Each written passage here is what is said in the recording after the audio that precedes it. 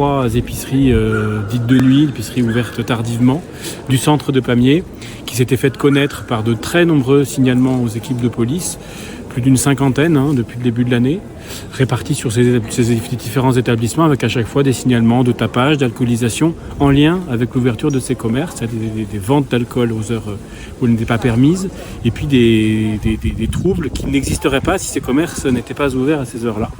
Donc sur la base du Code de la santé publique, j'ai procédé à la fermeture de ces établissements après des discussions contradictoires, comme la loi le prévoit.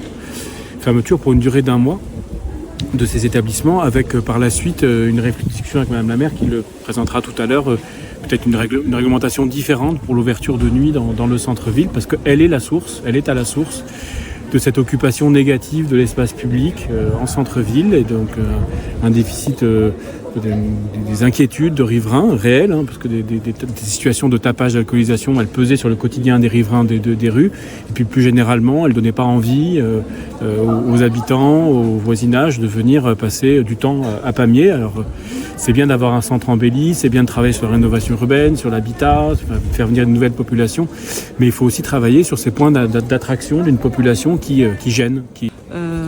La police nationale, aujourd'hui, met en place des patrouilles pédestres de jour comme de nuit, avec une jonction avec la ville de Foix, puisqu'on sécurise les gares et les trains qui desservent ces deux villes sur une même vacation. Donc ça permet aussi de suivre l'évolution de ces deux villes au niveau de notre direction. Et qu'est-ce que vous pensez de l'évolution ? Plutôt positive. L'aménagement urbain, c'est une très bonne chose pour la prévention de la délinquance. La vidéoprotection nous permet